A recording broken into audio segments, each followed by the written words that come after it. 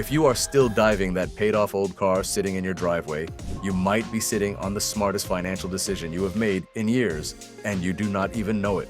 While everyone else drowns in five-figure car payments and watches their new SUV lose thousands, the moment it leaves the lot, your old car just quietly became a fortune. Here is exactly why you should never sell it, plus the few honest times when you actually should. Kickstarting the countdown at number 10, the Great American Mindset Flip. For decades, dealerships have hammered one idea into our heads, and it happens to be a very profitable idea for them. An old car is basically a ticking time bomb on four wheels, just waiting to embarrass you on the freeway, strand you in a grocery store parking lot, or leave your kids late for school on a Monday morning. But here is the truth nobody puts on a billboard outside the dealership. A paid-off vehicle is not a liability anymore. It is an asset, full stop, no asterisks attached, no fine print required. The second that loan disappears from your monthly budget, your car stops costing you money every 30 days and starts saving you money instead, almost like flipping a switch. This is not some fringe opinion floating around random internet forums either. Financial advisors across the country have been preaching this exact message for years, but it hit differently once average new vehicle prices crushed through the $48,000 mark in 2026, according to data tracking from Cox Automotive and Kelley Blue Book. Sit with that number for a second. $48,000 for an average car, not a luxury trim, not something loaded with leather and chrome and a panoramic sunroof, just an ordinary, average new vehicle. Compare that to your situation. Your old sedan parked in the garage right now is not old, it is paid for, and the difference between those two words is worth thousands of dollars a year. In this economy, paid for is basically a superpower, hiding in plain sight, quietly working in your favor every single day you choose not to trade it in for something newer and shinier. It does not make headlines, nobody throws you a parade for it, but it is working for you every single morning, whether you notice it or not. Stick with me, because you're about to see exactly how much that superpower is really worth once we start running the numbers. That superpower has a dollar amount attached to it, and the number sitting at number 9 is the kind that makes grown adults put down their coffee and stare at the wall. Rolling in hot at number 9, the depreciation black hole. Buckle up, because this is where it gets brutal for anyone still chasing a shiny new lease or financing their way into a vehicle they genuinely cannot afford. The average monthly payment on a new vehicle is hovering around $725 right now, according to credit reporting and automotive lending data compiled by Experian. And for plenty of buyers stretching into bigger trucks or three-row SUVs, that number climbs even higher, sometimes north of $800 or $900 a month. That is not pocket change, that is basically a second rent check leaving your account every single month without fail, rain or shine, good year or bad, recession or no recession. Now pile insurance on top of that payment, because newer vehicles cost noticeably more to cover thanks to expensive sensors, backup cameras, lane assist tech, and collision packages that turn a simple fender bender into a four-figure repair bill instead of a quick trip to the body shop down the street. Add it all up, the payment, the inflated insurance premium, the loan interest quietly compounding in the background every month, and you are looking at thousands of extra dollars a year just to drive something sheenier than what is already sitting in your driveway right now. Stretch that out over a typical 6-year loan term, and you could be looking at well over $40,000 in payments alone, before you have even touched gas, oil changes, or registration fees. Meanwhile, the person quietly keeping their 12-year-old paid-off ride is banking that $725 every single month, while you are shipping it straight to a bank somewhere that frankly does not care whether you are stressed about your budget at the end of the month. And here is the part that really stings once you sit with it for a moment. That money is not just disappearing into thin air. It is money that could have gone toward retirement savings, an emergency fund, or simply some breathing room during a tight month, and instead it is quietly funding someone else's quarterly earnings report. Payments are just the opening act though, because number 8 is where the financial horror show really gets going, and new car buyers are genuinely not going to enjoy the view. Real quick, gut check time. If this kind of real talk about your wallet is hitting a little too close to home, do me a favor and smash that subscribe button right now, because we have got 8 more reasons stacked up after this one, and you genuinely do not want to miss what's coming next. Dodging the trap at number 8, the forever car payment nightmare. Here is where things get downright ugly for new car buyers, and we mean genuinely painful once you actually see the numbers laid out in front of you. The moment a brand new vehicle rolls off the lot, before it has even hit its first pothole or its first car wash, it can lose anywhere between 20 and 30% of its value within the first year alone, according to long-term vehicle depreciation indexes analyzed by Edmunds. Stretch that out to 5 years, and some vehicles have shed half their original sticker price, sometimes more, depending on the brand, the trim level, and how the broader market shifts underneath them. Half. That is not a small dent in your net worth. That is basically lighting a pile of cash on fire in your own driveway and standing there watching it burn while you continue making payments on the ashes for another 3 or 4 years. Think about what that actually means in practice. A $50,000 truck financed today could realistically be worth $25,000 in 5 years, while you are still writing checks based on the original $50,000 price tag. Your old car, on the other hand, already did all its major depreciating years ago, back when you were not even thinking about resale value or trade-in offers. It is sitting near the bottom of that depreciation curve, and thanks to tight new vehicle inventory and surging used car demand, it might honestly be worth more this year than it was a couple of years back, which sounds almost backwards until you actually look at the data coming out of the used car market. According to valuation trends reported in the CarGraw Used Car Index, you are not bleeding value anymore with every mile you drive to work. You are flatlined, and in the world of car ownership, flatlined is exactly where you want to be standing. Flatlined on depreciation is a beautiful thing, but number 7 reveals something even better. A quiet advantage your old car has that a brand new one is physically incapable of offering you. Pocketing easy cash. At number 7, the staggering fortune in your driveway. Let's bust one of the most expensive myths in the entire automotive world right now. The idea that old automatically means unreliable. And this single belief, pushed by decades of slick marketing and dealership sales tactics, is responsible for more unnecessary trade-ins than almost anything else on this entire list. Modern engines, even ones built a full decade ago, were engineered to comfortably handle 200,000 miles or more when given proper care along the way, according to long-term reliability surveys from Consumer Reports, and plenty of owners have pushed well past that mark without a single major issue. The real enemy of an old car was never its age sitting quietly on a calendar somewhere. It was neglect, plain and simple, and neglect is something completely within your control, not the manufacturer's. Skipped oil changes, ignored fluid flushes, postponed brake jobs, worn out belts left untouched for years. That is what kills a car early, not the number of years since it rolled off the assembly line in some factory. A well-maintained 15-year-old vehicle can be every bit as dependable as something fresh off the showroom floor today, minus the suffocating monthly payment and the heart-stopping insurance bill that comes attached to anything brand new and shiny. There is also a quieter benefit here too. Older vehicles tend to be simpler mechanically, which often means fewer expensive electronic failures compared to today's sensor-packed models. So the next time someone tells you your car is getting old, just smile, because you know something they clearly do not. Reliability is only half the story though, because number 6 is sitting on a savings trick so obvious, it should honestly be illegal to keep hiding it from people. Pocketing easy cash. At number 6, the hidden insurance price drop. This one is sneaky, and honestly, it is one of my absolute favorite tricks on this entire list. Older, fully paid-off vehicles typically qualify for noticeably lower insurance premiums across the board. Now, if your car's value has dropped under $3,000 or $4,000 and you have the savings to replace it if disaster strikes, you can safely drop comprehensive and collision coverage. Plenty of owners have managed to shave off well over $1,000 a year just by sitting down, reviewing their policy line by line, and adjusting their coverage to actually match their car's real current value instead of its long-gone original sticker price from years ago.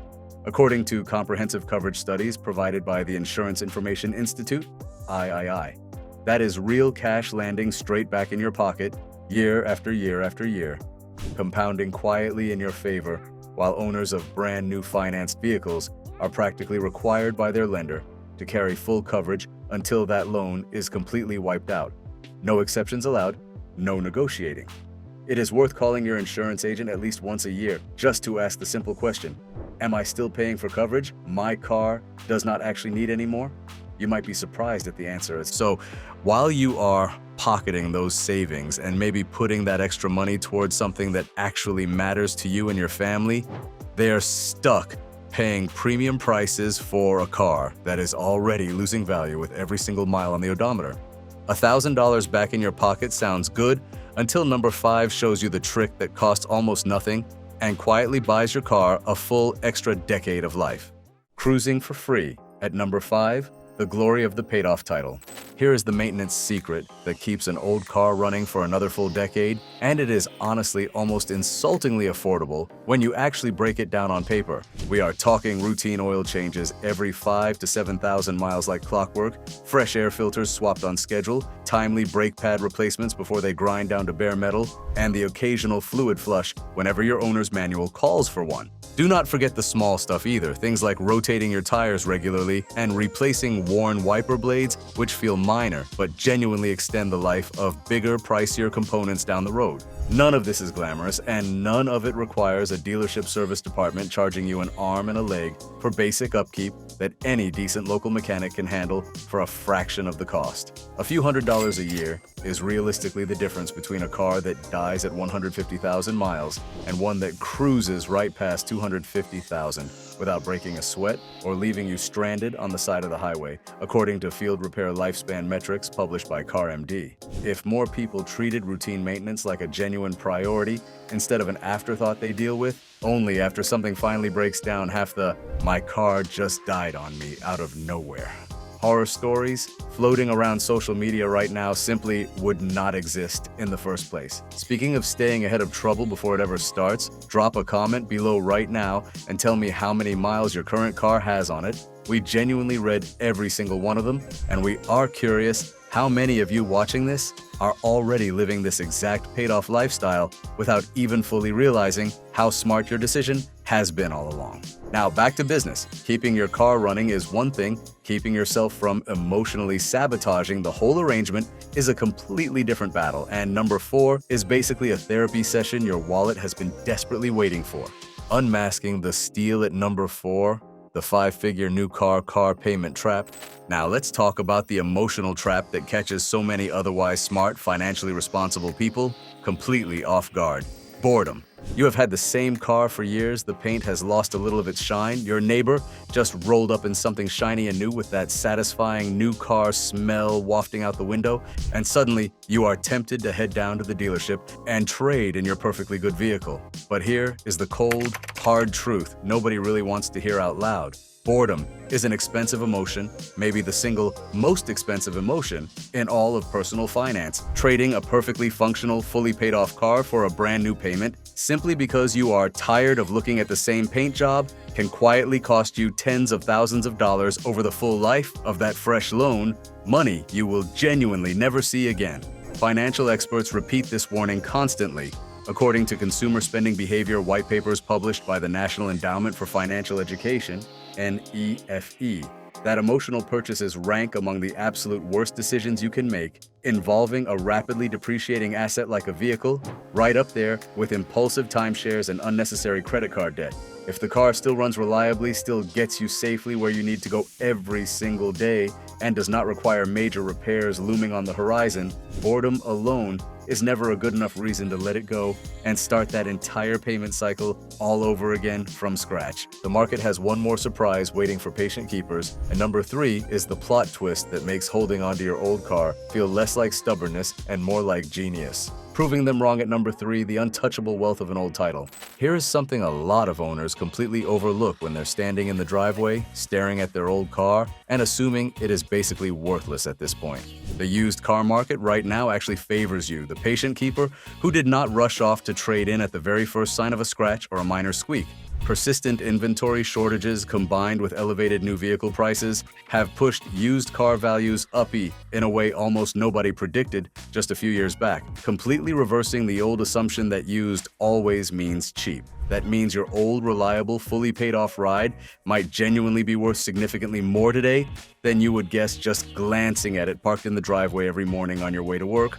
Plenty of owners have been legitimately shocked to discover their decade-old vehicle still commands a surprisingly respectable price on today's resale market when they finally bothered to get it appraised, according to market pricing reports from the Manheim Used Vehicle Value Index.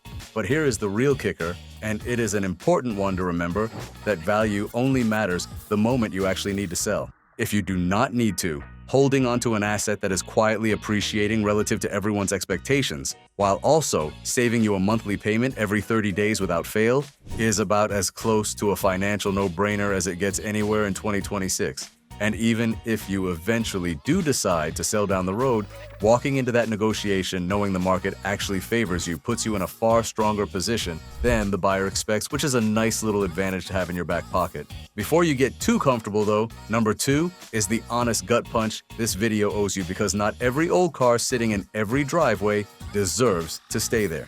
Face planting into reality. At number 2, the catastrophic upkeep money pit. Let's get real for a second, because this video was never meant to be about blindly telling you to keep a car that has secretly become a money pit disguised as a good deal. There are genuine times when selling actually makes the smarter financial call, and pretending otherwise would honestly be doing you a disservice. If repair costs are consistently creeping past what the car is actually worth on paper, if you are staring down a major transmission or engine replacement that rivals the price of a decent used car outright, or if safety has become a real legitimate concern thanks to rust eating through the frame, structural damage from a past accident, or repeated mechanical failures that keep leaving you stranded on the shoulder, it is genuinely time to let it go. There is also the practical question of fit. If your family has grown, your commute has changed dramatically, or the vehicle simply no longer suits your day-to-day life. That is a legitimate reason too, separate from finances entirely, according to car buying framework data published by AAA. The goal here was never to keep a car out of pure stubbornness or sentimental attachment alone. It is to keep a good car that is still faithfully doing its job without quietly draining your bank account dry behind the scenes. Know the difference, trust your gut and your mechanic's honest opinion, and you will make the smarter call every single time life throws a decision your way, instead of letting panic or pride make it for you. Before we get to the big finish, if you are enjoying this kind of straight-talking financial breakdown, smash that like button right now. It genuinely tells the algorithm to push this video in front of more people who desperately need to hear exactly this message today. After all of that though, number 1 ties everything together with a reason that has absolutely nothing to do with spreadsheets or savings rates, and everything to do with how you feel waking up every single morning. Triggering absolute freedom. At number 1, your old ride is a wealth builder. And finally, we have arrived at the single biggest reason to never sell that paid-off car sitting in your driveway. Pure, uninterrupted freedom. No payment hanging over your head every single month like a dark cloud following you around. No interest quietly piling up in the background, working against you while you sleep peacefully at night.